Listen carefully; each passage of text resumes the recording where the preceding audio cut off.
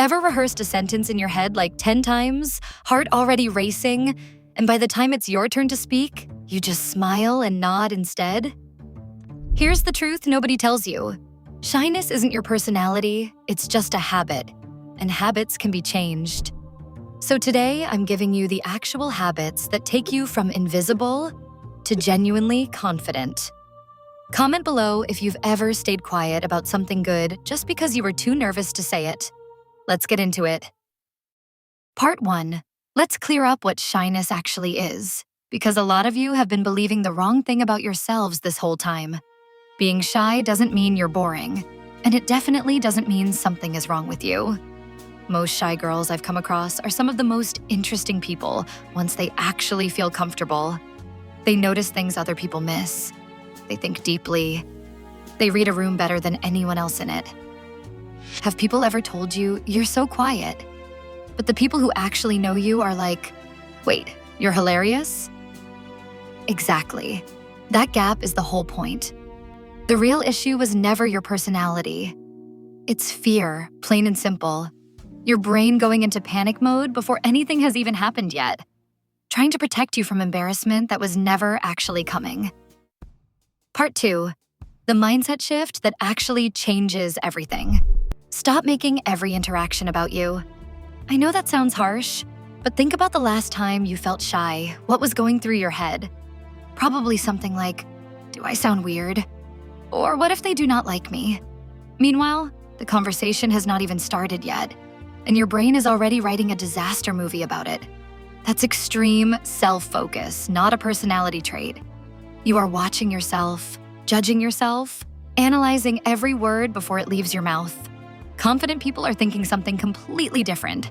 They are thinking this person seems interesting. Let me actually enjoy this. So here's your new rule.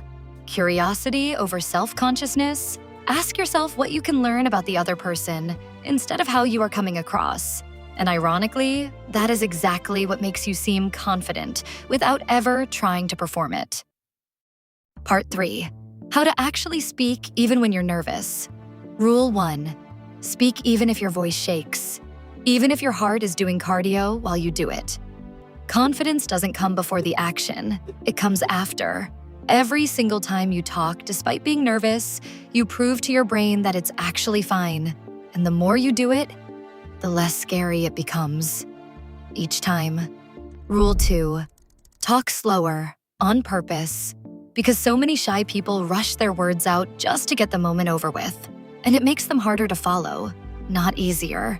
Confident people are never rushing to get their sentence over with. Slowing your words down makes people lean in and actually listen.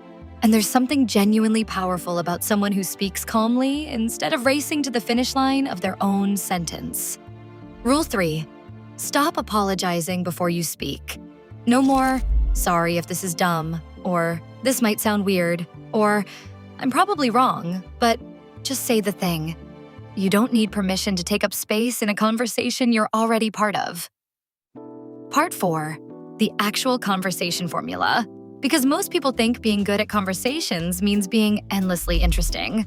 Always having the funniest story or the smartest thing to say. When really, it's about being interested instead. Step 1. Ask open-ended questions instead of ones that shut the conversation down immediately. What did you like about it instead of did you like it? And if your mind goes blank, the word what alone will carry you further than you'd expect. Step 2. React. Don't just stand there like a statue while someone's talking. A genuine wait that's actually so cool or no way. Tell me more makes people relax instantly and keep going. Step 3. Relate just a little. A short that reminds me of, or I felt the same way once then, pass the conversation back to them. Don't turn it into your own autobiography just because you finally have the floor. Part 5, and this is something almost nobody actually teaches.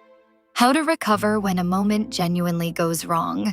Because it will sometimes, and that is not the same as failing at this whole thing. If you stumble over your words or say something awkward, the instinct is to spiral internally for the rest of the day, replaying it on a loop like it was way bigger than it actually was. Instead, Name it lightly in the moment if you can. A simple wow that came out wrong with a laugh does more to reset a conversation than pretending it did not happen and freezing up. And if the moment has already passed, let it go faster than you think you are allowed to, because the other person almost certainly forgot about it within minutes. They were never analyzing you as closely as you were analyzing yourself in that moment. Part 6. And this one is genuinely different from one-on-one conversations, confidence in group settings specifically, like class discussions or a table full of friends already talking over each other. This is where a lot of shy girls go completely silent, because jumping into a group feels 10 times riskier than a one-on-one chat. The trick isn't to suddenly become the loudest voice in the room. It's to find one small, natural entry point, agreeing with something someone just said and adding one sentence to it, rather than waiting for a perfect gap to deliver a whole new thought. Groups move fast, and waiting for the right moment to speak usually means never speaking at all. So aim for participating once early in any group conversation, rather than staying quiet the whole time and then feeling like it's too late to start. Part 7. Making friends as a shy girl specifically. You don't need everyone to like you. Chasing that is exhausting, and it changes how you talk, act, even laugh, just to be accepted by people who are never actually going to be your people anyway. Instead, focus on finding your actual people, the ones who make you feel relaxed instead of performing, the ones you don't have to constantly adjust yourself around. And yes, sometimes you have to make the first move. It can be as simple as, "I like your vibe, is this seat taken?" Soft, easy, no pressure.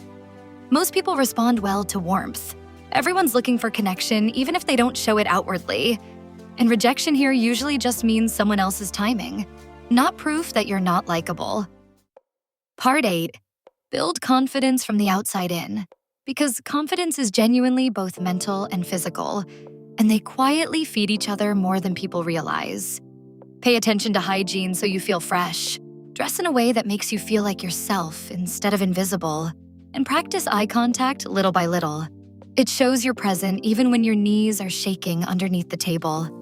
When you take a few minutes to prepare yourself, mentally and physically, before walking into a room, you're sending your own brain a signal that says, "I'm ready to be seen." And that alone changes how you show up.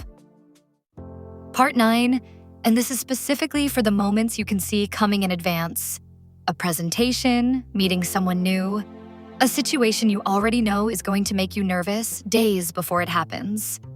Most shy girls spend that lead-up time imagining every way it could go wrong, which just trains your brain to feel dread before anything has actually occurred. Instead, spend a few minutes beforehand picturing the version of yourself who handles it fine. Not perfectly, just fine. Because your brain genuinely responds to rehearsed calm almost as much as it responds to rehearsed panic. And right before the moment itself, a few slow breaths do more than people give them credit for. They signal to your nervous system that you're not actually in danger, just uncomfortable. And those are two very different things your body needs to learn to tell apart. Part 10, and this one's a little different. Confidence online. Because shyness doesn't just show up in person anymore. Overthinking a text for 20 minutes before sending it, deleting a comment you almost posted, never actually posting the thing you filmed, all of that is the exact same fear wearing a different outfit. The fix here is honestly the same. Principle is speaking with a shaky voice. Send the text a little imperfect. Post the comment a little unpolished. Because the version of you that waits for the perfect wording usually just never sends anything at all. Nobody's screenshotting your slightly awkward text to laugh about it later, the way your brain insists they might. Part 11. One more thing worth naming honestly. Sometimes shyness gets reinforced at home without anyone meaning any harm by it. Being called the quiet one at every family gathering for years quietly turns into an identity you never actually chose. It just got repeated often enough that you started believing it was simply true about you. You're allowed to outgrow a label that was given to you before you had any say in it, and the people who knew you as a kid don't get permanent authority over who you're allowed to become now. Part 12. And this is the comparison trap specifically. Watching an extroverted friend work a room effortlessly and assuming that's the only version of confidence that counts. It isn't. Quiet confidence is still confidence. You don't need to become the loudest person at the table to be considered someone who has it together. Plenty of people read as deeply confident while barely raising their voice, because confidence was never actually about volume. It was always about not shrinking yourself to fit into a smaller space than you deserve to take up. Part 13, and this is how you actually know it's working. Because there's no dramatic finish line where you're suddenly cured of being shy. Track it in small, honest ways instead. Notice if you spoke up once this week where you wouldn't have a month ago. Notice if you sent the text without rewriting it 5 times. Notice if a group conversation didn't feel like survival mode the way it used to. Those tiny shifts are the actual evidence, not some overnight transformation into someone unrecognizable. And they matter more than you'll probably give them credit for in the moment. None of this happens overnight, and it was never supposed to. Speak even when you're scared. Show up even when it's uncomfortable. And choose growth over comfort a little more each week than you did the last. One day you'll look back and realize you actually became her. Not because anything dramatic happened, but because you just kept doing the small, scary things anyway. Comment "I'm in my confidence era" if you're starting today. I'll see you in the next video.